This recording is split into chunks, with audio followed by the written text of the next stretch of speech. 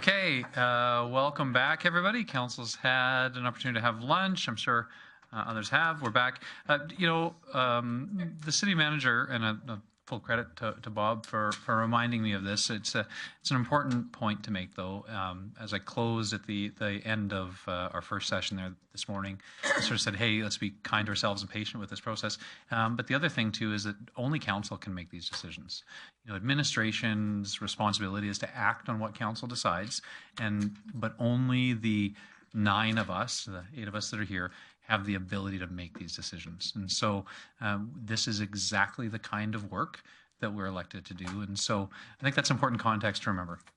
It's administration's responsibility to give us their honest advice, honest and professional advice, assessing risks, looking at the all that sort of stuff. But in the end, discussing, debating, and deciding on these sort of numbers are the things that only those of us that are elected can do. And so this is truly the burden of elected office, but also the honor that we have too. So just provide that again as context as we go, geez, man, why couldn't we get this done in one shot? Well, you know what, if it was just a one-shot vote, people wouldn't think so much about elections, right? But they think about elections because the decisions that we're here to make are difficult, and they're electing people to make them on their behalf. So I think that's an important thing to remember. So we'll kick off our afternoon. We left off attempting to have a bit of a discussion about, at a higher order, about the resources for the municipality as we head into 2018.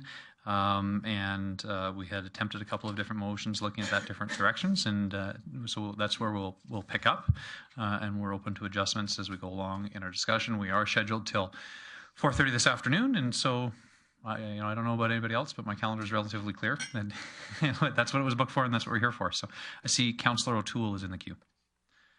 Thank you very much, Mayor Given. I know we've had a couple of tough days, and I told you that when you guys got elected, that budget time is probably the worst part of your life, because you got to make decisions that you believe in and what you've been told, and sometimes when you're sitting down looking at the numbers and having the facts come out from the administration, your thoughts may change. So I move that make a motion for budget, that 2% increase for the general taxation, and this also includes a draw of $1 million of additional funds from the reserve. So that would give us approximately a 3% increase with only a 2% increase in taxes. Okay. Is everybody clear with that? Because we're going to get a 3% service with a 2% increase. Okay, so the intent is a general property tax rate increase of 2%, and direction to administration to also utilize an additional $1 million of reserves towards the operational plan. That's the intent, sir. Okay. That motion's in order and open for discussion and debate. I see Councillor Palat. Thanks, Mayor Given. Appreciate the motion on the table, Mr. O'Toole. I think we're getting closer to probably a more palatable number for the group here. Over our lunch break, I had asked administration to come back with what we kind of currently have on the books for fleet. The number is just under $13 million. And so it seems like we have an absorbent amount in fleet for what's required, in my opinion. So I'm not saying that's the will of the group, but I would support Mr. O'Toole's motion if we just tweaked it a little bit, I guess, and maybe offer an amendment to it of maybe going to 1.95 and maybe 1.1 million. I know it seems like a goofy thing, but there's a mindset to me that I feel if we break 2% in the community, that's an important threshold. So I like where you're going with it. I would just maybe tweak the numbers of about 100,000 more out of reserves or whatever that number took to still hit the 3% funding level, because I think 3% is achievable for this group. So I appreciate you putting the motion out, and I would look to try to move that money out of fleet services if I could pick a reserve. Okay, so I think at an attempt to ensure that we are as high order as possible, my gut instinct is determining which is the appropriate reserve. is best left to administration, management. I think the concept, at a conceptual level, council saying this is the amount that we're supportive of a property tax rate increase, and our risk tolerance, you know, in terms of utilizing reserves is this amount. I think that's, let's maybe keep it at that rather than specifying which reserves we have a risk tolerance in and which ones we don't, because that could go all day. Councillor Toole has a specific motion on the floor. Councillor Plott, if you wanted to amend it, it would have to be a motion to amend. And so you have the option if you'd like to do that. Your microphone's not on. To clarify, it was 2% and $1 million.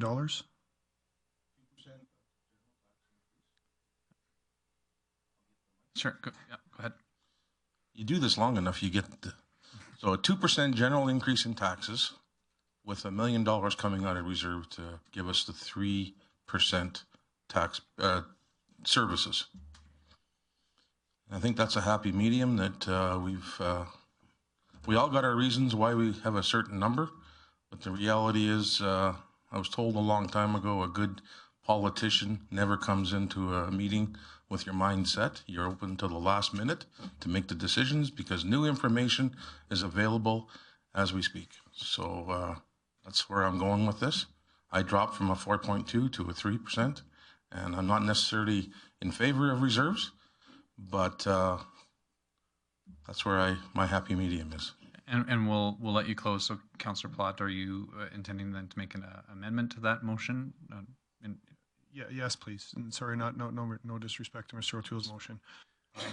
I would just like to amend it that it was 1.9 and maybe 1.1 or whatever the number would need to be to get to 3% comes from reserve, just for the mindset of that we broke the 2% threshold. So my amendment would be to 1.9% and the top up being the reserve difference, just so we still hit the 3% threshold. Okay, so I just want to be, we don't know that we're getting want to be specific. So I thought I heard you say 1.95 the first time. So is it 1.9? I got a nudge here that I think 1.9 is the better number. So okay, 1.9, please. Okay, so a motion to amend Councillor Toole's motion, the main motion. So this is an amendment that we'll vote on to amend the main motion to be 1.9% general tax rate increase and $1.1 million from reserves. That's correct. Yeah. Okay. Okay, so that motion's in order. We can have discussion and debate on that motion, that amendment to the main motion. Any discussion or debate on the amendment? Councillor Friesen? Thank you, Mayor Given. I support the amendment to the motion. And I do agree with Councillor Palat that the difference between 2% and 1.9% isn't a great deal, but it's the same reason that realtors stay under the next $10,000 mark when they're listing a house, or that Walmart sells for $1.95 instead of $2. It just has that feel of being more significantly lower than it may actually be. So I'd like to support that amendment. Okay, thanks very much. I see Councillor Minhas, you're in the queue. I just want to ask from administration about equivalencies. Like, so can we get a sense of what I need a sense of what that sort of, what's the equivalency to that in terms of the budget scenarios that were presented? Director Walker? Thank you, Mayor Given. So that would be the equivalent of the 3% scenario, if I'm understanding the motion correctly. Okay. Councillor Minhas. Thank you very much, Kevin O'Toole and Wade. I was agree with it. I still like to ask administration if we still can keep our service level 4.2, even we get 1.1 million with the Blade's motion. So if they can find some money, we still like to have service level still on 4.2. And other than that, I'm happy with that motion. Okay, thanks, Councilman Minhas. Maybe I'll direct that to the city manager just to speak to the service level impact of this motion. Mr. City Manager. Thank you, Mr. Mayor, and through the chair. The pure math would tell us that we cannot sustain a 4.2 level service in the organization or in the community, pardon me, at a 3.0 tax increase. So the short answer would be no, there will be service curtailments. What I can assure you of, though, is the management has just gone through a very exhaustive exercise through every single department of looking at varieties of service levels that could be offered into the community. And in doing so, we would be very judicious about any service level reductions and try to make them so that they would have minimal possible impact on the community. We're pretty familiar with them. It would be difficult to try to articulate it right now, but we would make those changes to have minimal effect on the community.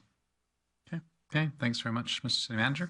Any other discussion or debate? And we're on the amendment right now. That's the 1.9 to the 1.1. Councillor O'Toole on the amendment. Just wanted to ask, when would the final number be used in next year's taxes? When do we make that decision? It's usually in the end of June? Sure. Beginning of June? I think Councillor O'Toole is asking, when does council decide the mill rate ultimately gets set by council? Director Walker?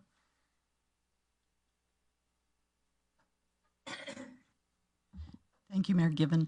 As soon as the provincial budget is tabled, which typically happens towards the end of April, mid-April, we would be coming forward with a property tax bylaw. Okay. So ultimately, mid-April, when we set the property tax bylaws, when administration will be able to inform council of any changes or impacts on the provincial government, keeping in mind the revenue that the city is expecting in terms of MSI grants and everything are dependent on the provincial budget, and so that's an additional layer of risk. We may also see additional revenues in terms of growth that were unexpected or other things, but that's when we'll know what the actual number is. This is a forecasted number, I guess. Councillor O'Toole? Just another couple questions. If the number, obviously, we don't get the number that we want, then this number is probably going to go up higher. Correct. Number from the province to meet our needs? If speculated. If the city's revenue isn't as forecasted, administration would have to come to council with identifying that issue, and council would have some decision making, just like we've gone through here, to decide how we would direct the organization to manage that, I guess. So that could be a change in the rate, could be utilization of reserves to smooth that, which the city has done in a couple of cases in the past. So council could have additional decision making if the revenue didn't materialize in 2018 as forecasted. Fair? Is that a fair summary? I'm seeing some head nods from management. Yeah. Councillor O'Toole? Just one more. If the number is everything come in place, and there's a possibility of just getting more grants that are available because the province does wonderful things sometimes, is there a chance to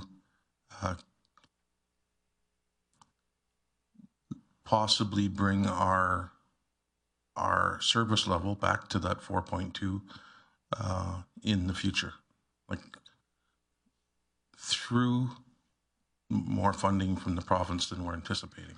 Well, maybe let's just say additional revenue. Yes.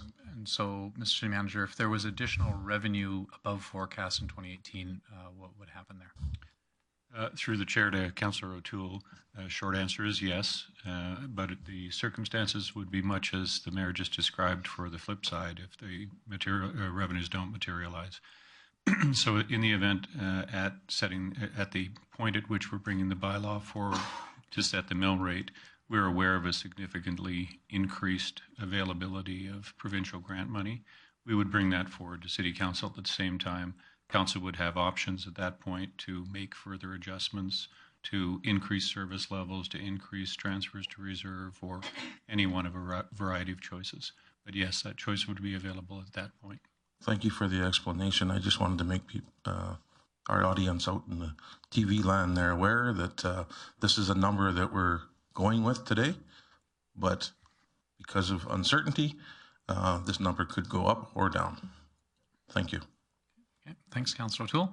Any other discussion or debate on the amendment? I will not support the amendment. I'm not as concerned about the sort of subjective nature of the marketing aspect of the, the 0.9 versus the 2. And so I won't support the amendment. I appreciate that the ultimate effect is the same, but I don't think it has as big an impact as maybe some other council members perceive that it might have. So I'm not going to support that motion, but I will still support the main motion, which I think, as I said, ultimately has the same effect. Any other discussion or debate on Councillor Palat's amendment? Seeing nobody ringing in, then I will call for the vote. Please vote. Thank you. That motion does not carry.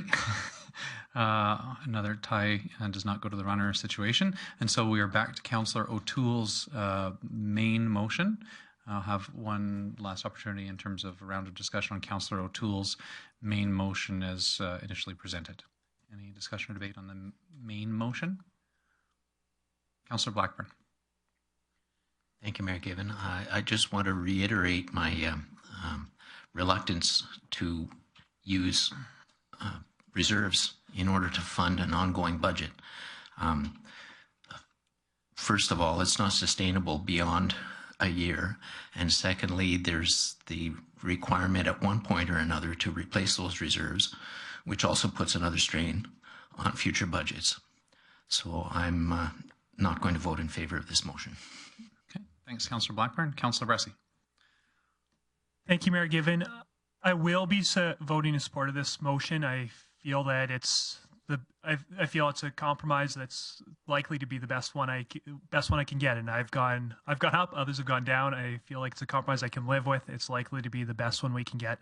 That being said, I do echo Councillor Blackburn's comment on using reserves, and I want to make sure that we're going into, if this passes, I want to make sure that next year we are going in with those of us who favor spending reductions, going in realizing we find $1 million in savings, and those of us who are okay with increasing spendings, realizing that this is going to be a 1% operational increase. So I want us to caution that. I want us to make sure we've got good expectations, reasonable expectations going in next year, but I will be voting for this compromise. Thanks, Councillor Bressie. Any other discussion or debate? I don't see anybody else in the queue. Okay, that being the case, I will call for the vote on Councillor O'Toole's motion. Please vote. Thank you. That motion carries. And so we've given the organization some direction on capital items. We've given the organization some direction on overall resources. Is there anything, Mr. City Manager, left for us to give the organization some direction on? We did have a discussion about priority themes. I heard the City Manager reflect back to Council some that he heard during the discussion without necessarily getting into an exhaustive list, which in the end ends up saying everything is important, nothing's unimportant, which is sort of the risk in these situations, because we will all find some things. Were there any other high order themes that Council wanted to identify to administration as they now go through and essentially craft a budget around Council's expectations? So, there will be a not insignificant amount of discernment and work that will flow from our decisions today. Is there any other, I guess if I call them operating parameters, that Council wanted a chance to express? And this might be a bit more of a dialogue necessarily rather than motion.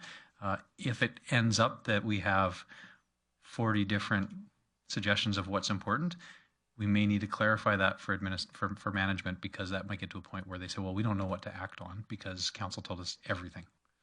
Right? So we just have to ensure that we are confident in the direction that administration will be able to execute the direction that we give them, and we can be confident when we are confident that it's clear. Mr. City Manager, maybe I'll just come back to you to reflect back to us what you had heard previously in the discussion in terms of Council's priorities around services.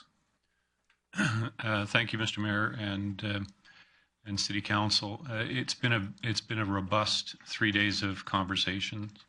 I think there were a lot of things said between the lines that were just as clear as the messages that were articulated more precisely. And I think your management team has heard you, and We'd like to have 2018 as a year in which we can demonstrate the kind of confidence that you can have in us to make sure that budgets get put together that meet the priorities of the council and of the community.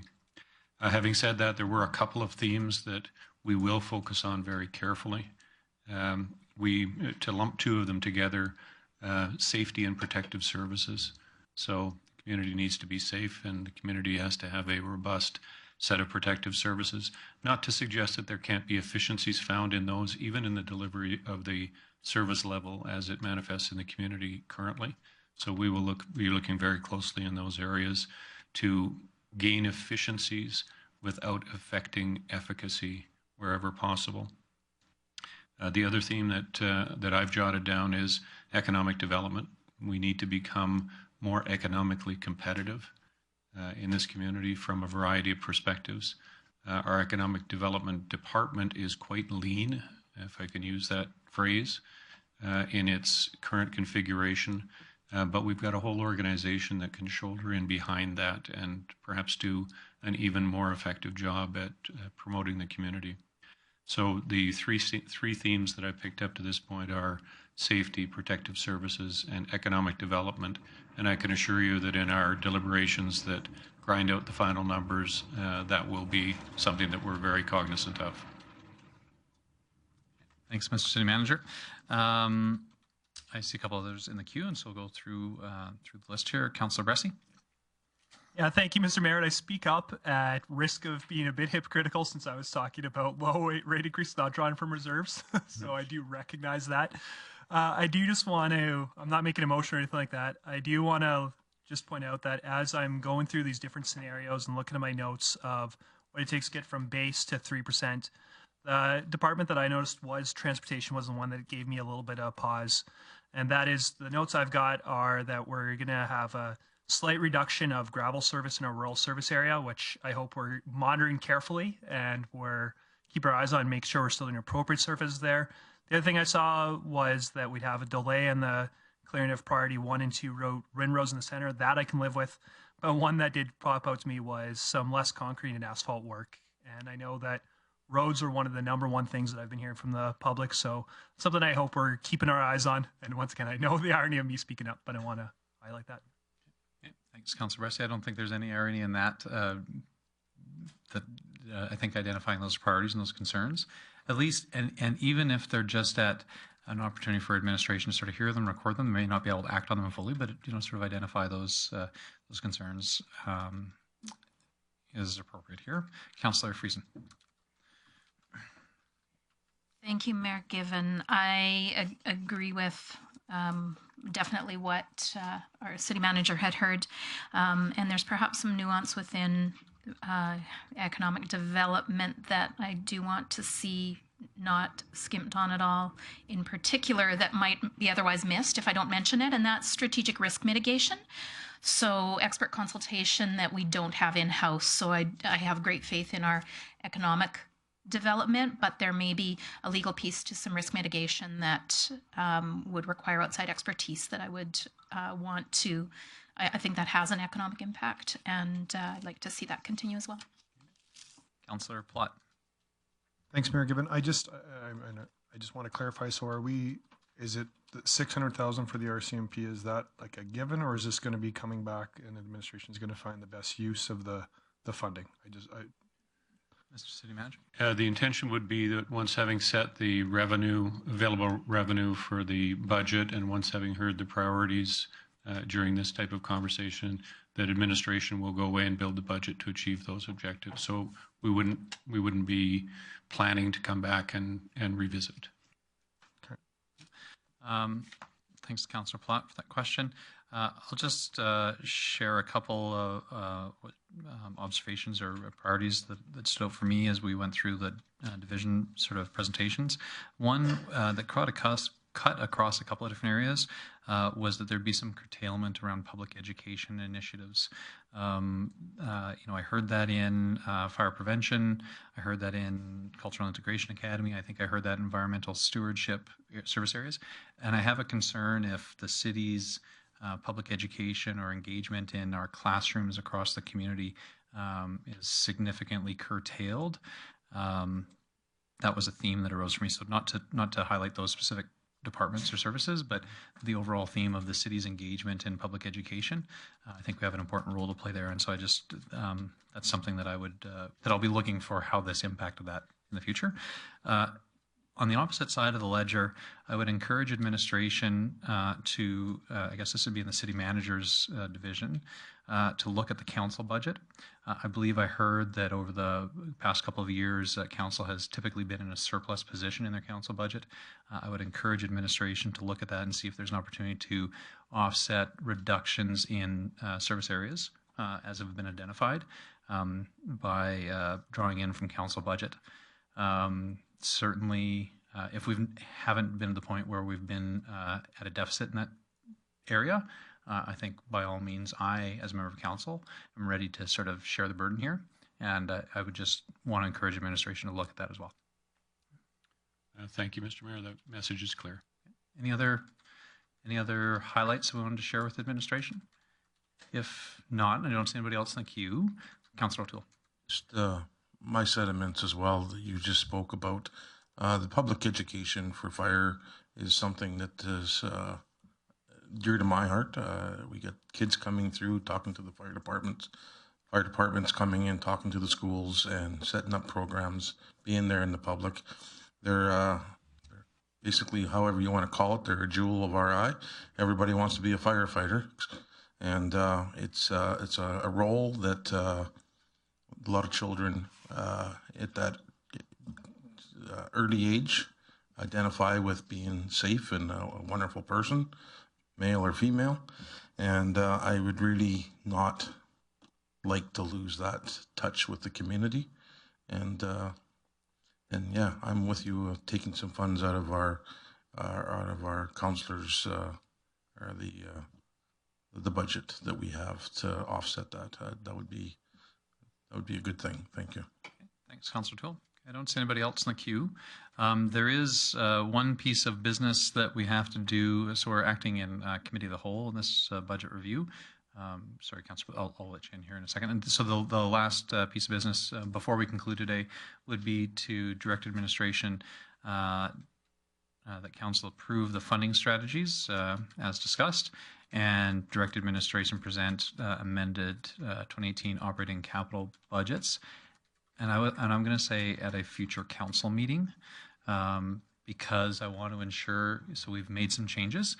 We're giving some additional direction here. Administration is going to have to figure out what that actually looks like and put that into real numbers. So we have that awesome responsibility of working at this high order governance level.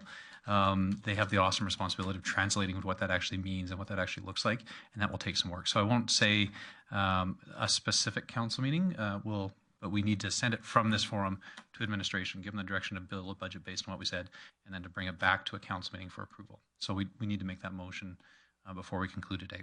Were there any other items? Councillor Palat. Thanks, Mayor Given. I'm just wondering if we're going to have any more conversation about the capital items, or if that's done, or if I can bring up a couple other thoughts I had there. I kind of stopped it because we got into the budget process, but I did have a couple more questions about capital items, if now's the time. Yeah, sure. I think it's always the time. Yes, it is. I had attempted to call for that earlier, and we didn't see it, and that's why we moved on to sort of the operating side. But by all means, there's some other additional capital items you want to discuss. Thanks, Mayor Gibb. I guess I'm just looking at the transit bus purchase community mobility plan with a capital tax of $366,000 and another other provincial grants of $732,600. I'm wanting to know if that's another one of those. Is it a need today, or can this be deferred for a few years? Would it change the effectiveness of our transit system currently if these were deferred? Director Miyagi. Thank you, Mr. Mayor, and through the chair. I would say that it is a need today. I just have some numbers that perhaps that may help. Grande Prairie Transit is short of buses in terms of the service capacity. So just some numbers that we have. There's a number that we use and populations per bus, and that's a multi-municipality number. And so Grande Prairie has 2,871 per bus. That's the sort of the population breakdown. Lethbridge has 2,305. Where we want to be is about 1,500 per capita per bus is the number. So this number indicates to us that we are underserviced here. And our transit master plan has identified that where we have been in the existence of a similar pattern of service for about 15 years, and our numbers indicate that we are underservicing the population of this size. Okay. Thanks, Director Miyaji. Councillor Platt. So I can appreciate the comparable to the other municipalities. I guess maybe I'll try this in a little bit different direction. I think when I ran through the transit master plan, we had 14 buses that we needed for routes, and we had 19 or 20 in our disposal. Does that sound accurate, or? Director Miyaji? Through the chair, yes, we have 21 buses, and at any given point in time, we put in 16 buses in service. So that leaves us with a 5-bus spare ratio, and oftentimes that's not enough bus spares to have in case of breakdowns. Our spare ratio is not as healthy as the other transit authorities as well. And we've been trying to mitigate that issue, and it's not necessarily just numbers of buses, but without having more buses in operation, we wouldn't be able to grow the system to the point where the transit master plan is identifying things like frequency on routes. We wouldn't be able to do that without the adequate number of buses as well. So this is a important series of bus purchases. And it's been calculated and planned, and it would hinder our ability to provide improved service. Thanks, Director Miyaji. Councillor Platt. I guess I'm just a little. I understand that there's a need to have a certain amount of backups, but I guess my head goes back to industry. I guess I'm looking at Councillor Minhouse. I don't imagine he would have 25% of extra trucks sitting around just in case a truck didn't go out. So I'm wondering if there's a way through mechanics or looking at having a bus that would have to go to a shop if it needed to be to hurry it up to get back in rotation. If we're fully utilizing that by having 5 or 6 buses just kind of sitting in inventory just in case something happens, it just I feel like there's $1.1 million here that is maybe a nice to have, but I don't know if I'm still not convinced it's a necessity if we have 4 or 5 buses in our system that we could have as a backup. So, Councillor Platt, we're at a point where you either make a motion to take an action, okay, and then council discusses and debates that. I think administration, and I offer this because we want to ensure that we get to a point where administration is put in a position of answering questions rather than justifying. So question was asked and answered. Is this necessary? In administration's view, it is. And then we can debate, how much council believes that or agrees with that point of perspective. But so in the end, it comes to council to say, okay, well, then I disagree with that, or yeah. Okay, no, I can respect the process, and I respect Director Miyaji's comments there. So I would make a motion that we defer this or to next year's capital plan and not fund it this year. Sorry, I know you've got the page in front of you, so can you say the specifics that we defer? So there's a capital tax for $366,000. There's also other provincial grants for $732,600 that I would like to defer till next year's capital budget. Okay, so just make sure that administration is able to track that and that's clear, Mr. City Manager. Yes, the item in the 4-year capital plan is called Transit Bus Purchases Community Mobility Plan Recommendations. Okay, so maybe we can and just to make it easier for everybody, when we get to them, we can just identify that title, and that be deferred to the 2019 budget consideration. Does that meets the intent? Yeah. Yeah. That way we don't have to get to the listing because there are things that have multiple sources. Okay, so that motion's in order. Any discussion or debate on the motion? Councillor Blackburn. Thank you very much, Mayor Gibbon. We have an inadequate bus service as it is. And in the dead of winter, when people are waiting for buses, if we're not able to provide a backup bus at the time that it's needed, there's certainly going to be less appreciation for our system than there is now. I don't pretend to know anything about how this works. I do trust that the city department that looks after it has a good perspective on what is needed, and I don't want to interfere. And I would also suggest that since the funding has nothing to do with our revenue requirement and is not going to affect taxpayers to any greater degree than it already does, I would speak against this motion. Okay. Thanks, Councillor Blackburn. Councillor Bressie. Thank you, Mr. Mayor. My sincere apologies if this has been asked and answered, but this other provincial grants, are we in risk of losing those for this if we don't approve that this year? I don't think that's been asked. So is there any tie to these grants? Do they expire after a period of time, or is there any risk to the grants being available? Through the chair, yes, these are time-sensitive grants. They do the Green Trip grants do have a little bit of time. Some of the grants are tied to the federal PTIF grants, and those have to be spent by next year. So if we don't spend those, then there is a risk that we would lose them. We could ask for an extension, however, that would be on an approval basis. And so if they choose not to grant that extension, we would lose those funds. Thank you. Thanks, Councillor Bressie. See the city manager wanted in as well. Just an additional piece of information on topic, Mr. Chairman. One of the other things that hasn't been articulated in the presentation of this capital budget item is how new fleet enters or new pieces of equipment enter the fleet. So typically what would happen is a new piece of rolling stock would come in on regular service, and the most maintenance prone piece of equipment that we have right now would move to spare.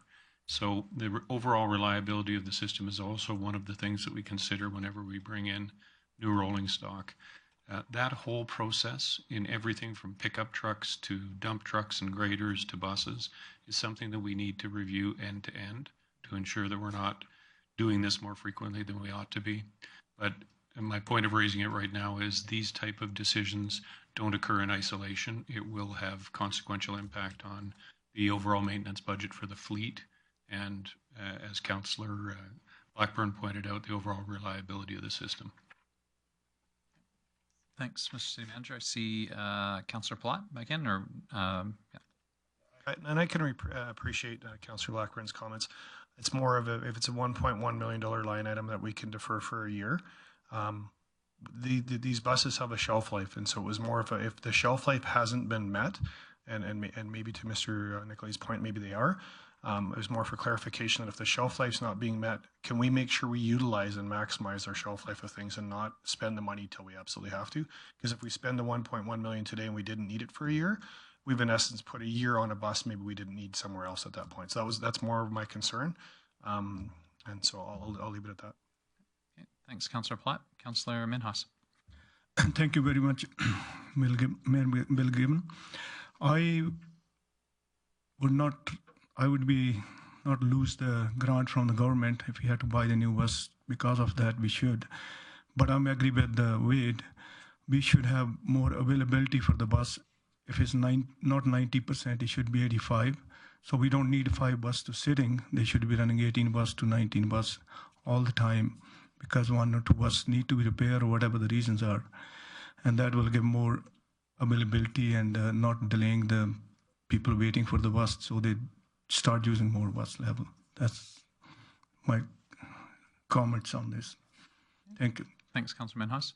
I'll just say I won't support the motion for some of the reasons mentioned by administration or additional context provided by administration in terms of accessibility provincial grants. I think there's a likelihood that we could get an extension, but that's not a guarantee by any means, and so that does weigh on my mind. But the bigger thing here is that council went through an extensive public engagement. The city went through an extensive public engagement process around our transit system to say what can we do to improve it? How can it actually meet the needs of our users? And these bus purchases actually respond to that plan. So they're not done in isolation because we want a new bus. It's because we have a master plan of how our transit system should function, how it can be more effective, how we can get more people to ride it so that we can reduce our subsidy per trip. So, so there's a number of factors at play. And the line item isn't reflective of all those factors, right? The backstory is not presented in the line item sort of capital budget. But based on my understanding of the situation, I believe that these are an integral part of the process, and they're well thought out from how many mechanics we have, which impacts how quickly we can get a broke down bus in, to the overall age of the reserve units. So if we've got a 1980 reserve unit, well, maybe we just keep it there because it's cheaper to keep it there than to sell it. Might as well have it as a backup. So in terms of the numbers, without all that context, it's a bit challenging. So that's why I can't support the motion. Councillor Platt? Thanks for the comments on that. And there's a part of me, I just keep going back to how a business would operate, and maybe I'm just concerned that the benchmark is the municipalities we're benchmarking against and not against an industry standard. So again, I'll leave it at that, and I'll hope that administration is honestly doing the best use of making sure that we're fully utilizing these vehicles, and that we're not buying a bus before it's time, and that we're not having 5 or 6 buses sit around for the what if, just in case, because that's literally millions of dollars worth of buses sitting around in a shop. Because there's also talk in that plan about me needing a bigger shop at some point. So it kind of feeds into a bigger beast that I'm concerned about. But we've got lots of time to talk about transit in the next 4 years, so I'm looking forward to it. So thank you. Thanks, Councillor Platt. Councillor Friesen. Thank you. I appreciate your analogy with industry and very much from a business background. However, I think that in industry here, there's a higher level of tolerance to the risk of a vehicle not going, because what do you do then? Well, you rearrange the load going out or coming in or whatever, or you subcontract to another company, and we don't have that same availability here. If a bus doesn't show up, that's it. We can't send out a van or Mayor Given in his personal vehicle to go and pick up whoever's at that stop. Although I'm sure he'd be pleased to. That's an interesting service idea. Maybe we do that in advance of elections. Oh, let's do it.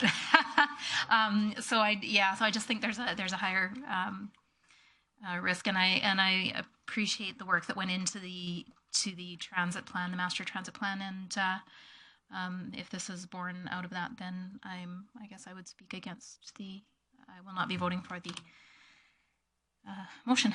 Thank you. Thanks, Councillor Friesen. See Councillor Platt in the queue again. I just want to check and see if there's anybody else that would like to speak to the motion, because then we can come back to you to close. Anybody else to speak on Councillor Platt's motion? No? Seeing none, then I'll go to Councillor Platt to close. Well, I've got my butt handed to me 8-1 on a few of these already, so I'm just going to retract. I feel like we've had enough conversation. I guess I wanted to hear my thoughts aired, and I got that across, so I'll retract my motion.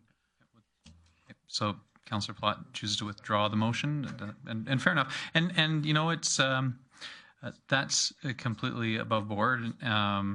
And at the same time, I don't think any of us should be concerned about bringing motions to the council table that we're passionate about and that we feel are the right direction. But I think we're fine in both ways there. Any other business to come before us? Councillor Bressie. Yeah, first of all, just a point of clarification, because there's been some confusion over here. I want to confirm the items in our budget package highlighted as orange, referred items not yet to be approved. Coming out of this meeting, those we've given our tacit approval to those unless we've made a specific motion to remove those, correct? Mr. City Manager? That is correct. Then I'm seeing 2 items in here that I think we should discuss, and the reason we should discuss them is I think they've got long-term strategic implications. I think that both of them are laying out some money now with the intention of potentially spending a lot more money in the future. I also think both are politically charged, so I think we should be discussing them, and that is both the potential business case for the Regional Performing and Media Arts facility. I know we discussed that this morning. My recollection is no motion came out of that. And the other one is railroad crossings. $80,000 isn't a big budget item, but $2 million in the future is. And I feel like if we don't have appetite to be moving forward with that $2 million, we shouldn't be approving the $80,000 right now. So I'm going to start with the smallest budget line, and I'm going to make an unusual motion. but I feel that that one shouldn't just sneak in here. So I'm going to make a motion that we give our explicit approval to railroad crossings. I'm open to different wording on that, but I want to make sure that. So, Councillor Bessie, I think I heard the city manager say if it's highlighted in orange, it is in. It's in. And so so when we leave today, it will be in. And so we don't need to make a motion to include something. Okay, well, so here's my intention with this, and I'm open to different wording. It is, personally, I am in support of railway crossings because I think I will be supporting, when it comes before us, spending the money to approve them. So I want to see this in here. That being said, if council doesn't have an appetite to move forward with going ahead with those railway crossings, then I would hate to see us spend that $80,000 now when we don't have any intention of spending additional money on them in the future. Yeah. So, Councillor Bessie, I'm going to suggest that first off, the motion to endorse it is not required, and so I don't think that's necessary. And I don't think it's possible for any one of us. I mean, I think the way to do it would be to say to remove it, and so you could make a motion to remove it, to not ask the question. And if everybody said, you're right, I don't even want to know what it would cost because I'm not willing to spend any more on that, and it's not a big enough issue for us to address, I think that would kind of get to it. But it would be almost like a counterintuitive, like you would, Okay. So the question is going to be asked. No motions happen on this issue today. The question will be asked. We'll do a study of what it would cost, and then council will have more information. The community will actually be able to see what the cost will actually be. And I don't know where an estimation of $2 million came from. I know over the years they've been, it's $500,000. Oh, sometimes it's 125 per intersect, but we don't know that, and that's the intent of this item, is to get that information so council has more full information. So I just encourage you, if you want to speak to this motion, it almost has to be to remove it. But in any case, I don't think you can make a motion today that will get this council to commit to a future decision, because we will always have the latitude to, when it shows up, in fall of 2018, when we're considering our 4-year budget, we'll always get a chance to say no. And each and every council member retains that latitude at every budget opportunity. So, right. I think what I'm getting at is I don't want us spending $80,000 if we don't have the will to move forward. So here's a question. I haven't seen anything in our procedure bylaws that suggests I have to vote in favor of a motion I've made. Do I need to vote in favor of a motion I've made?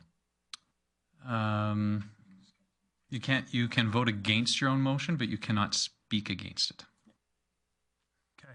Mr. City Manager? Just an idea that might help through this kind of deliberation.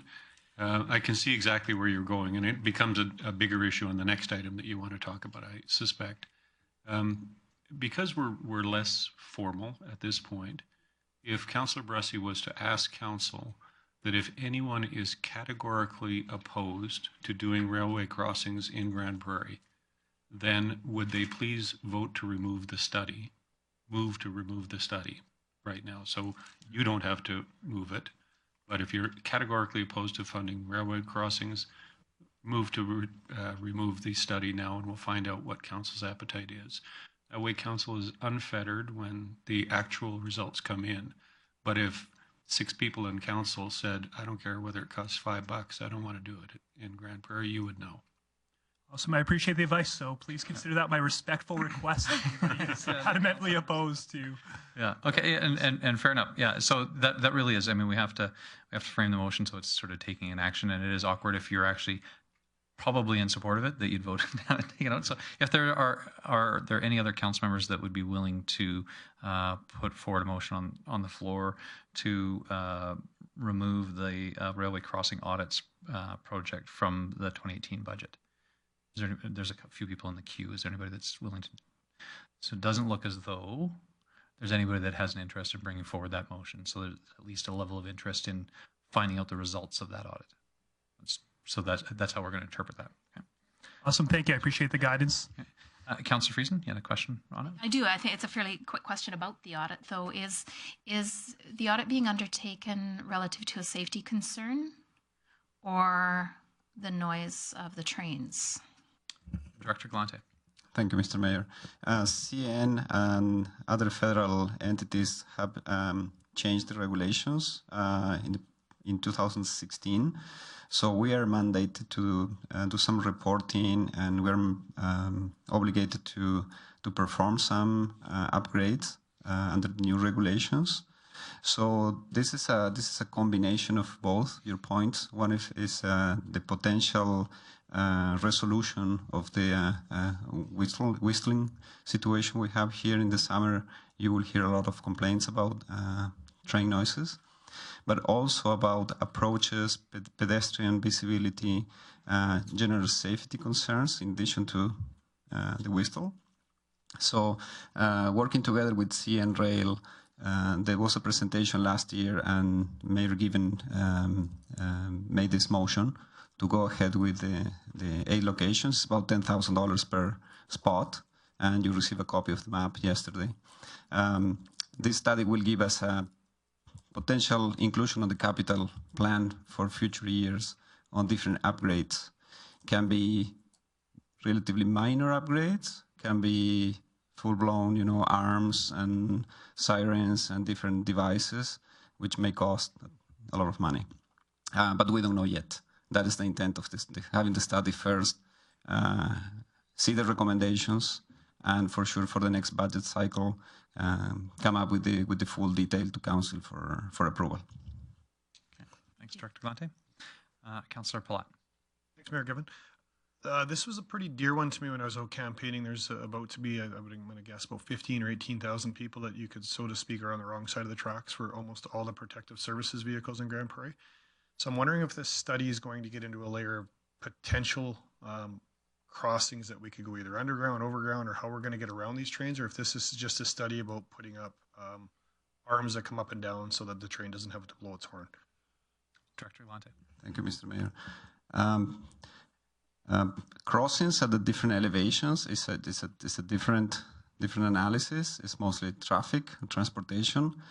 I don't see this appearing as part of this report. This is mostly what I would consider relatively minor upgrades to the intersections. Nothing like building an overpass or a tunnel to allow vehicles to go without interference. I'd just add to that response that a more likely place for council to have that kind of discussion would be in the transportation master plan, which I believe is scheduled for a review update. Director Glante, can you tell us when that's scheduled for a review or update? When that process will start to take place? Thank you, Mr. Mayor. We're launching right now the transportation master plan. The RFP was awarded recently to a consultant. It's going to take probably a year and a half. So it's a series of consultations at different points, and we just recently initiated the update of the transportation master plan. So for Councillor Palat, I think that would be a more likely place for council to have this discussion about how we connectivity between the east and west parts of the city and the railway tracks and the impact they have.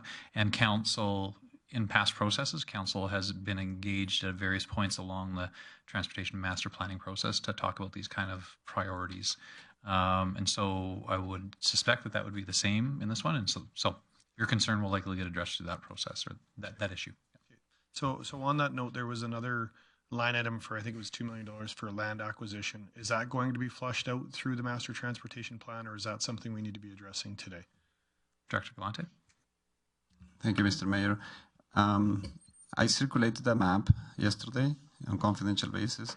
We know those spots are going to be needed for future road development, some upgrades or increased capacity, addition of extra lanes or addition of right-of-way. So that's a sure thing. We know that those upgrades are going to happen in the future. Negotiations for land acquisition may take a long time.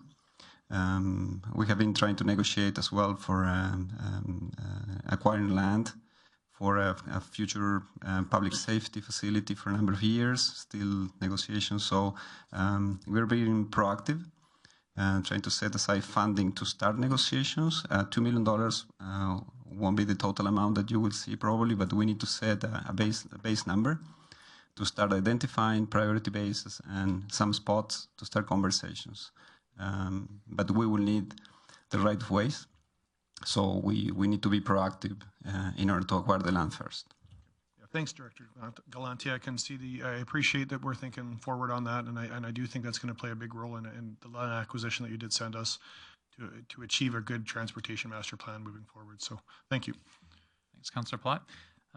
Is there any other business to come? Councillor Platt. On the performing arts feasibility study, I would like to make a motion that we don't go ahead with this. I don't feel it's the best use of our funds at this time. There was a lot of talk in the community, and I did not hear a lot of people that were in support of it. I'm not saying I wouldn't like this at some point. I do think, though, if we defer this for a year or two, it's not going to change when we can fund it. And maybe a subsequent motion I would like to make out of that is if we are going to go ahead with it, that we make sure we're inviting our neighbors to the table from the start, because we are calling it a regional performing arts center. And I don't know how we're going to have an appetite to be able to fund that on our debt capacity. We would be over our debt capacity today if we funded it with the downtown projects going ahead. So we don't even have the debt room to go ahead with it. So I like to see it removed at this point, and hopefully be brought back in a few years when we're in a more position to have a more reasonable conversation about it. Okay, so Councillor Platt's motion is to remove the regional performing arts and media facility, and that item should be feasibility study from the 2018 capital budget. Open for discussion debate. Councillor Blackburn. Thank you very much, Mayor Given. I understand that the performing arts facility is something that people are looking at as a shiny new project that may not be necessary. I'd like to point out that regardless of when we start the study, it's going to be a long time before we get to the point where it actually gets built. And I don't know that there is much benefit to delaying the research. The discussion has already started. Getting this amount of research underway keeps us from having to delay the project even further. I know that it's an inevitability eventually, and working towards it one step at a time, I think, is very beneficial for us. So I would speak against the motion. Okay. Thanks, Councillor Blackburn. Councillor Friesen. Thank you, Mayor Given. I do agree with Councillor Blackburn. I think it is an inevitability. I think we're soon ready for it. It would be nice to get it underway. However, I will be voting for the motion. When it's something that has such a regional impact, I think that proceeding even on a feasibility study without a little broader involvement from our neighbors, I think that would be a mistake. Thank you. Okay, thanks, Councillor Friesen. I'll just, there's another in the queue. Councillor Bressy, you're next. I'll just jump in to say that I will not support the motion. I believe that this is a step along a process, and the results of this will inform my decisions in around what other sort of projects the city could do. I'm not convinced that the regional performing and media arts facility is something that is likely to be have construction initiated in this council term.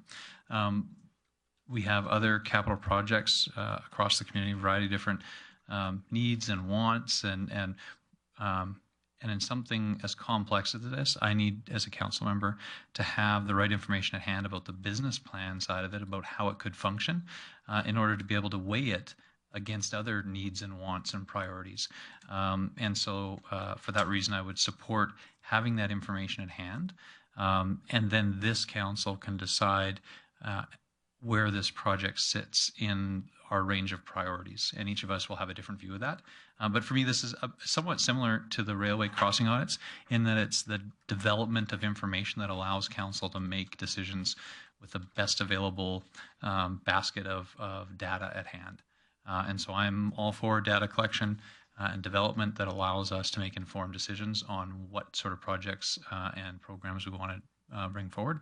And if it turns out that this is not a priority for the community, again, we'll see that through priority-based budgeting, and I hate to keep going back to that, but a number of these things will come together to allow us to have a really robust discussion about the types of things that council wants to support in the future. So for me, the information that's likely to be developed by this study will allow us to have those robust discussions. So I won't support the motion to see it excluded.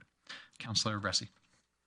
Thank you, Mayor Given. I will agree with a lot of what both you and Councillor Blackburn have said about this. I do think that eventually this is going to be maybe not needed, but a very strong want and a very supportable want here in this community. I think we're going to be eventually.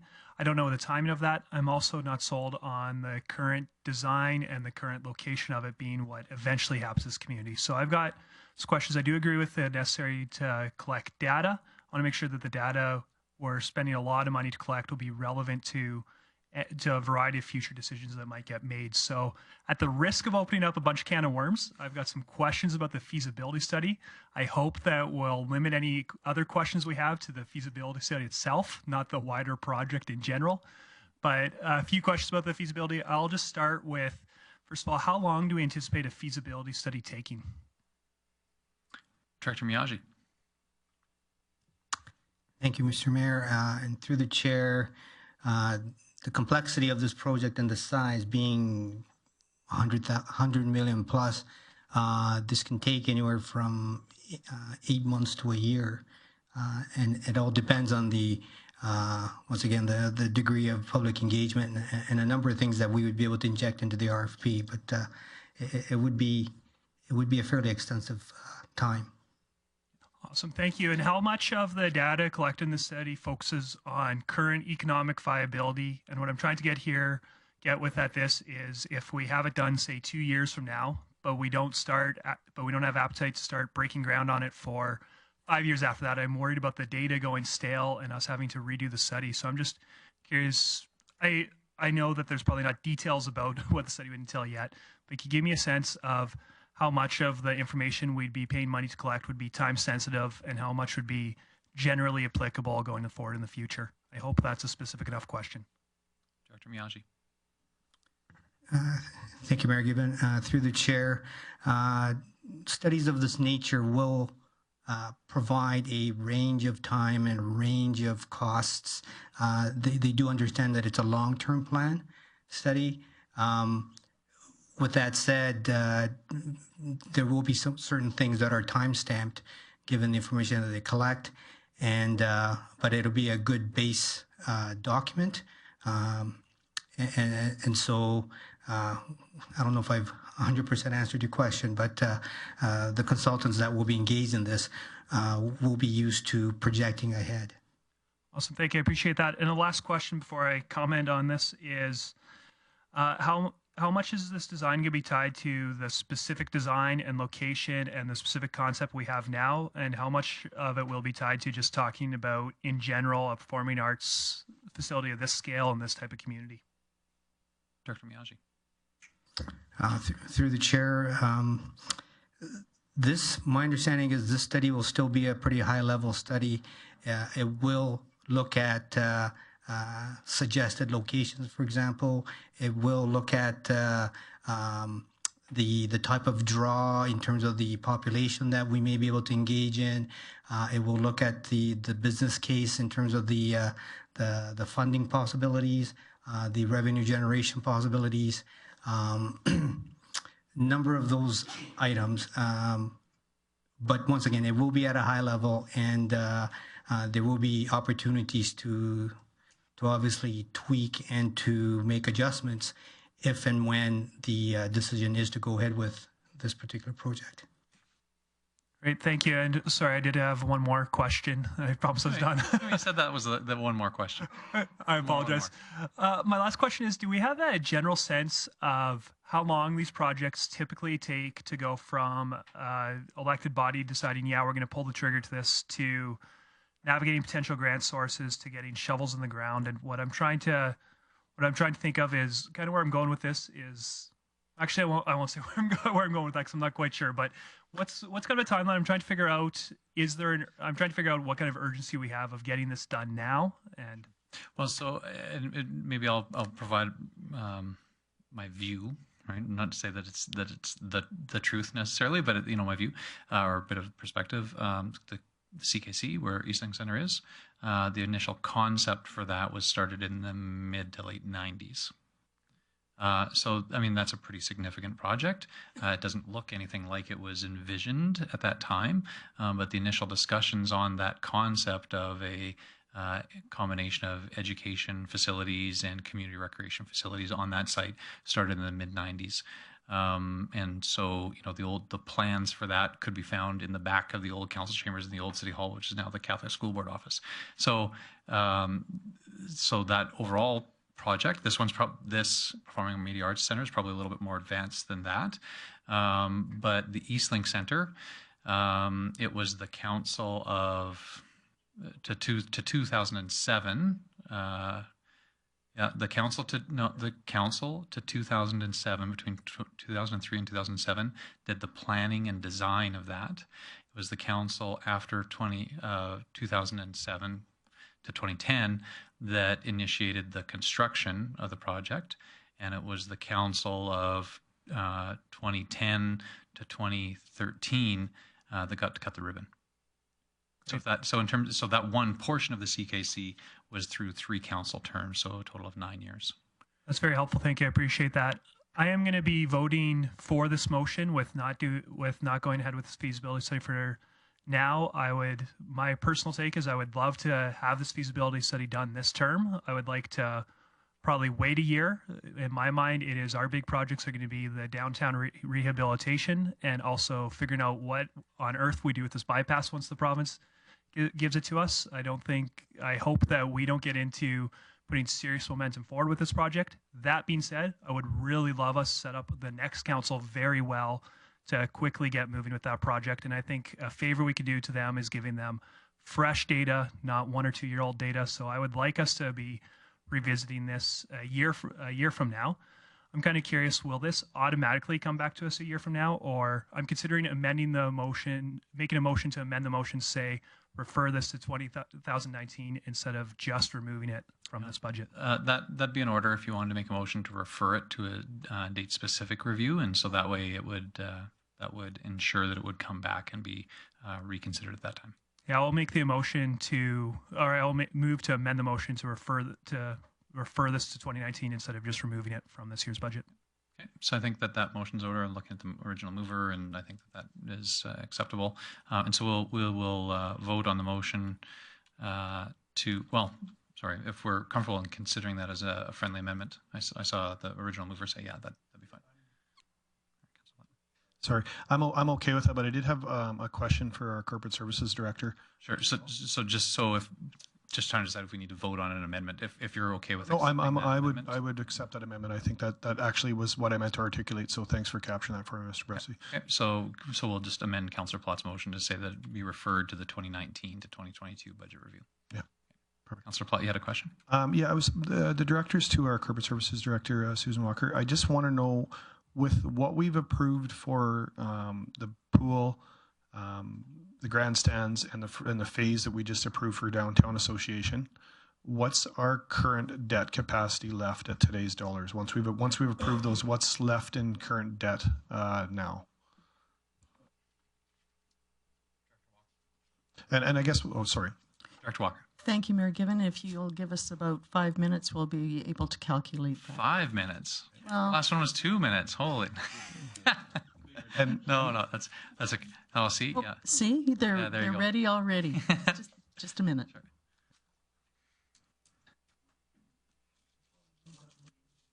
No, I thought, yeah. I thought he did too, but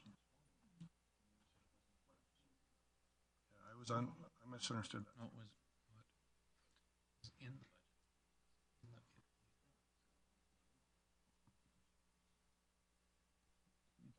Director Walker. Thank you, Mayor Given. 128 would be our debt capacity after the downtown. So I guess to think about this, at 128, we still want to go ahead with the phase 4 of downtown, which is another 15. So that'll bring us down to 103 or 113. We have a $50 million unfunded for the Revolution Place, and this is a $110 million ask. We physically can't even afford this. So I'm happy we're looking at deferring it. I hope council will support that. It's not that I don't want to see this happen, but we haven't even opened the vault of what does our long-term infrastructure needs look like yet. And I think as a community, we have to worry a little bit more about infrastructure. This project will also come with probably an $8 to $10 million line item hit to our operational costs every year. And moving forward, if we're going to spend this kind of money, I'd sure like to find a reason that we can make some money off of something, not have it being something that's going to continue to erode our affordability issue and our taxation problem. So I urge you to support this, and in a year we could reintroduce this. Thank you. Thanks, Councillor Platt. Any other discussion or debate? Seeing nobody in the queue, I will call for the vote. Please vote.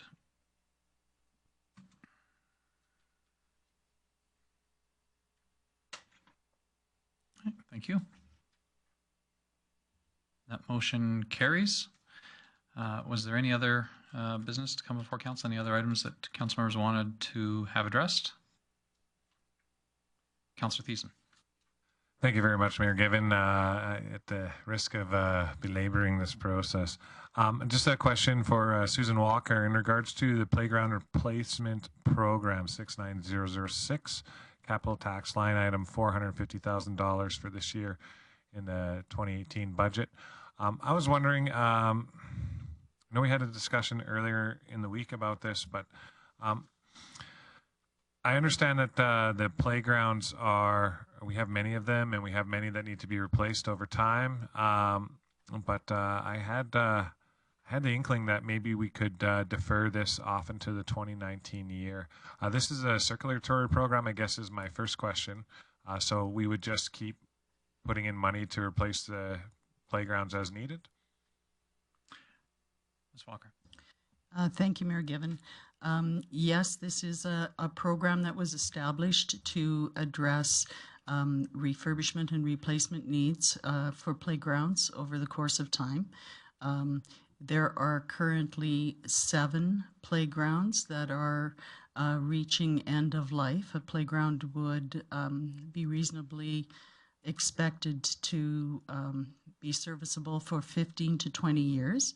The targeted playground for this year is more than 15 years old, and so that's what the funding would have been used for the 2018 year. There are 6 other playgrounds in about the same age range. So I guess with this $450,000, that's just to cover the one playground, or is it meant to cover 2? Mayor Given, I believe that the playground this year is the one in Mission Heights is about approximately $230,000. So the funding would be allocated to the next oldest playground, or the next playground that needed the replacement the most. Okay. So then technically 2 almost, I guess, is the answer. Director Walker, is that correct? Thank you, Mayor Given. Yes, approximately 2. Okay, thank you very much for that. Recognizing that, and I gotta be honest, I still don't feel overly comfortable with our 3%. I believe in our administration, but I want to build in a little bit of wiggle room into our budget one way or another. So in saying that, I'm going to move to defer the playground replacement program for 2018 to the 2019 year. Okay. Thanks, Councillor Thiessen. That motion, of course, is in order to defer 100% of the forecasted $450,000 for the playground replacement program to 2019. That motion is open for discussion debate. Councillor Palat. Thanks, Mayor Given. I'll be supporting this motion brought forward, and I guess I'm asking for administration, and not today, but hopefully at some point, to give us more clarity about our park situation in general, about if we do have 160-ish parks, what this is going to look like if we keep putting parks on at the same level. And through the MVP requirements now, with I believe it's 1 within every 400 meters of a door, if that's the best use moving forward, and if that's the smartest long-term look for the community. Because I think what, I mean, I'm not trying to put words in Mr. Thiessen's mouth here, but I think this is going to be a reoccurring theme with parks. And as much as I like parks, I'm very concerned that we're going to be millions of dollars a year in 10 or 15 years just replacing parks. So I hope we can capture that somewhere through administration, through maybe a review of the MDP at some point to make sure that we're using the best use of the 10% MR and the amount of parks that we're putting all over town, plus the ones that the city's putting on. Thanks, Councillor Platt. Any other discussion or debate on Councillor Thiessen's motion? Any other questions? I have a question for administration. My recollection is that the $450,000, council made a specific inclusion of that to address the last of our remaining wood playground structures, which were a challenge.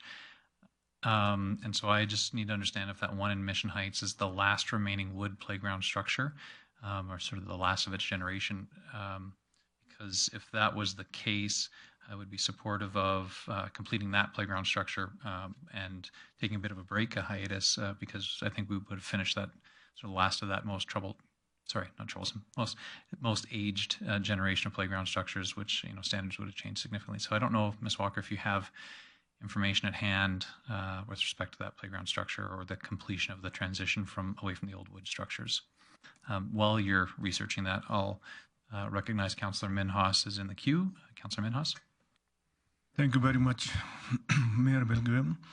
I'm debating I'm going to support this motion or not, because my concern is, like, when we cut down the shutdown and how much is the safety, when Bill Gibbons said it's the wooden structure, the Mission Height, that's been quite a bit old. It was built in 86, 87, if I remember right.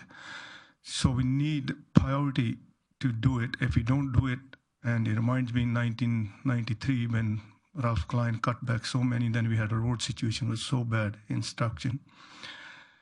Then it'll add up also burden on 19 budget. So are we going to keep in the inflation next year, 19 budget, with even priority base looking at it? I may not support this motion. Director Walker. Thank you, Mayor Given. The information that I received from Parks Department is that the Mission Heights neighborhood playground really needs to be replaced. The playground at Macaulay Park is the oldest playground in the entire city's inventory. It was installed in 1995 and is 23 years old. The playground was approved under the 1990 CSA standards. New standards were developed and issued in 2014, and so this playground does not meet those standards at the present time. So that's why it's on the list for replacement. Okay, thanks for that information, Director Walker. And so on that basis, I think there's a sort of a generational shift that we're doing. I won't support the motion to remove the program entirely. I would support removing a portion of the program, but I can't support the motion in its current form. Councillor Platt. I'm curious what our policy is, I guess, around do we have to replace the parks? The reason I'm asking this is, again, I'm going to go back to my own young family. These little pocket parks that are all over town now actually don't allow you to go kick a soccer ball. They don't allow you to go hit a ball around. We're known as the slow pitch capital of Canada, I believe, and we're not having a lot of opportunity to look at spots where we could actually just put up a backstop and put in a ball diamond or put in a soccer field. So, do we need to replace these parks? Because I think there's a gap in the community of people that actually just want a big open green space, and that's a heck of a lot cheaper to replace. It's a lot more attainable, and it gives us multiple options other than that 2 to 12-year-old segment. And again, I have young kids of my own, and so I'm not trying to be anti-parks. I am concerned that when they hit 12 years old to 14 years old, 16 years old, we're hearing in the community that there's not a lot for kids to do. They don't want to play on parks, but if they had a great big open field, they might actually go kick a soccer ball around or play baseball in that spot. And so do we need to replace the parks? Or is there a policy that says the park that was there has to be replaced, or could it be repurposed into something else? Director Walker. Thank you, Mayor Given. I will have to research that. I do know when there is a new development, municipal reserve does need to be established, and that can be either for parks or for schools. But I don't have those regulations at my fingertips, so I'll have to get that information. answer if the information isn't available at this time. Councillor Thiessen? Thank you very much, Mayor Given. Now, I'm not speaking to remove this funding entirely for this year. It's just a deferral to next year. I don't want to see the stoppage of fixing up this park, but I do believe that we could take an extra year, and I don't think that park is going to fall over or cost us anything in the long run. Geographically, the Macaulay Park is about a block and a half away from Kateri Mission School, which just put in a brand new state-of-the-art park in their playground area for the school. We're already looking at the Sargent Community Rink as well, which adds another element of park space to that entire area. I just think for this year, for the amount of money that we're spending on our parks, of all kinds, and for the area and location that is, that $450,000 is something that we may, as a council, just want to put off for one more year, and I don't think it'll be to the detriment of our community. So in saying that, I'm going to let council weigh it, and if it doesn't pass, we're removing it for this year and putting it into next year, then I'll think outside the box maybe and come forward with another motion. Okay. Thanks, Councillor Thiessen. Any other? Well, we'll take that as closed. I don't see anybody else in the queue, so I will call for the vote on Councillor Thiessen's motion to remove the $450,000 allocated to the playground replacement program from the 2018 capital budget. Please vote. Thank you. That motion does not carry. Is there any other business for council to deal with? Councillor Thiessen. Okay, so I guess there's out of that box. I did have it in my notes here anyways, because I kind of knew what the situation was at the Macaulay Park. So I had in my notes here to unfund, I had 200 to 450K, so I didn't get the 450K, so I'll make a second motion that we reduce the funding to 200 by 200,000, leaving 250,000 in that park space. And in speaking to that motion, that's $200,000 that's going to go to the next best park, but we might as well replace the old park. We have enough in the budget to do that. It's 230,000. So if we leave 250, we take care of the oldest park on our list, and we still create a little extra breathing room in our budget by $200,000. Okay. Thanks, Councillor Thiessen. Any discussion or debate on the motion, or do we have a good enough to go around on the overall, the previous one? Looks like we did. I don't see anybody ringing in, so I will call for the vote on Councillor Thiessen's motion to remove 200,000 from the Parks Replacement Program for 2018. Please vote.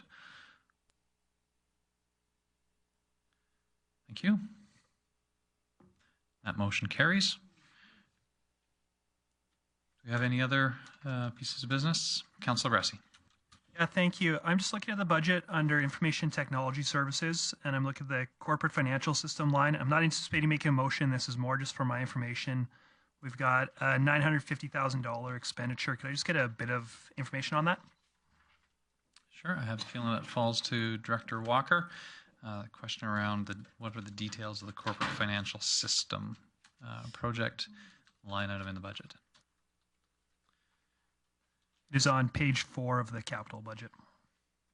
Yeah, this is always a bit of a challenge because the system's relatively complex, and the details of the specific programs probably too long sometimes to make it into the council budget documents that we see. So we'll allow Director Walker to find that.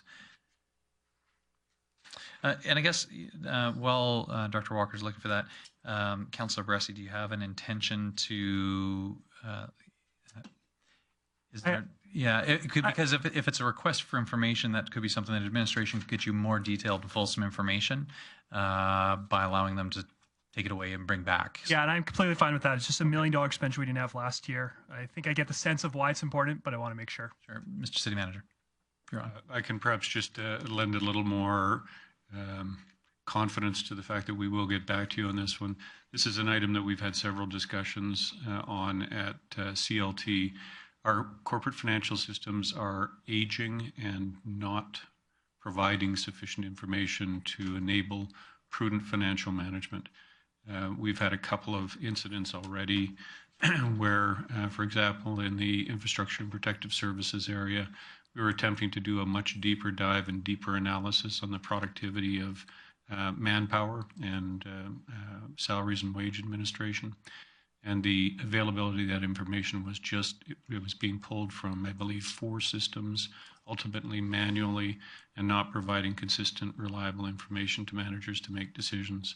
So this particular 950, I don't know exactly how, we will get back to you on that, but it led to a much bigger discussion about information systems with what we would consider to have positive business paybacks.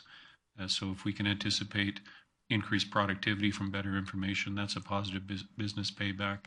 And those are the kind of investments that we intend to make in information systems. Great. And I have a few very higher level questions I suspect that you'll be able to satisfy me right now instead of having to do a bunch of work after. Is this largely software or hardware we're talking about? I'll recognize Director Walker because she has found her position there and some detailed information. And so we'll attempt at this point to recognize that administration management will forward some additional information to council so we get future details. But Director Walker at a high order. Thank you, Mayor Given. So this particular line item, it was targeted to replace our enterprise financial software. And so to develop a cohesive financial software package that was fully integrated and fully configurable in one software application. And are you anticipating that this will complete the project, or are you anticipating needing more the following year? Director Walker. Thank you, Mayor Given. I suspect that this amount may not quite meet the requirement. Okay, awesome. I'm satisfied with that. I don't need more information. Thank you. Thanks, Councillor Ressi. Councillor Palat. Kind of similar along the question that Councillor Bressy just had. Can I just get a little bit more information about the South Peace Regional Archive Museum upgrades? We've got a federal government grant for $850,000 as well as a future expenditure reserve of $600,000. Just to get a little bit more clarity on that, I guess. Director Miyaji. Thank you, Mayor Given. Through the chair, there's been an extensive study done on the space that the museum occupies currently. And also in that space study, there was work that included what the Archive Society needed. So currently they share space, and both entities have requirements for improved space. Certainly the archives have a large need for additional space as well. They're renting storage bins and those kind of things to store things. And so out of this study came the recommendation for capital improvements to the museum. And I believe last year there were the $850,000 that was already approved last year for this work for the museum. But through that study, it was identified that with the archives there as well, that it needs additional space. And so therefore, the additional $600,000 was asked for this go round in the with the contingency that the federal grant for another $850,000 be provided, and if that grant goes through, then the $600,000 would be asked for as a matching. So just to confirm, the $850,000's been granted, or we're still waiting for it to be granted? The federal grant has not been granted yet, no. Okay, so we have applied for it though. Okay, so is the intent once we get the grant to go ahead, or would we be looking at spending the $600,000 now, or would we be waiting until? Okay, and then just for my own mind, is this expansion on the south side of the museum currently, or where would this be located at? Maybe Councillor Palat, so appreciating the level of detail, and I know that exists. That's the kind of perhaps we could circulate in a report to council. Yep, fair enough. And certainly we would see that in advance of construction, right? Ultimately, there is construction design considerations, tender award, and all that sort of stuff. So there'll be multiple points where we'd see it. And administration probably shortly after this could forward some reports with those kind of things about where that would go, because I know it exists. Okay, thank you. And I guess the last question on that would be, will this complete the project, or will there be more funding required in another capital plan next year? Director Miyaji? Through the chair, it will complete the project. Okay, thank you. I also see the city manager. Just clarification on a part of Councillor Palat's question. The intention through CLT is that if the grant is not forthcoming, this project is not going to complete at $600,000. So we would be back to the drawing board trying to figure out how to handle those spatial needs without an $850,000 grant, but without authorization to spend $600,000 in the absence of that. Thank you. Yeah. Okay. Okay, I don't see anybody else in the queue. Were there any other items that council wanted to bring forward before we conclude our budget review? Seeing nobody ringing in, feeling like I gave everybody good opportunity. Can I ask then if we can have a motion to that council that council approve the funding strategies as amended for the 2018 operating capital budgets, and direct administration present a 2018 capital and operating budget at a subsequent council meeting. Councillor Minhas. I'll move the motion to as be presented. Okay. Thanks very much, Councillor Minhas. So that motion is a bit of a formality, but basically says we've wrapped up our day, we've wrapped up the review. Administration, go and figure out what that actually looks like. Not to make light of it, but we've made our substantive decisions. Now administration's turn to take the ball to work out the details and bring that back to council, where council at a regular council meeting will approve the budget, and that's when we actually have a 2018 budget in place. Okay. Any discussion or debate on the motion?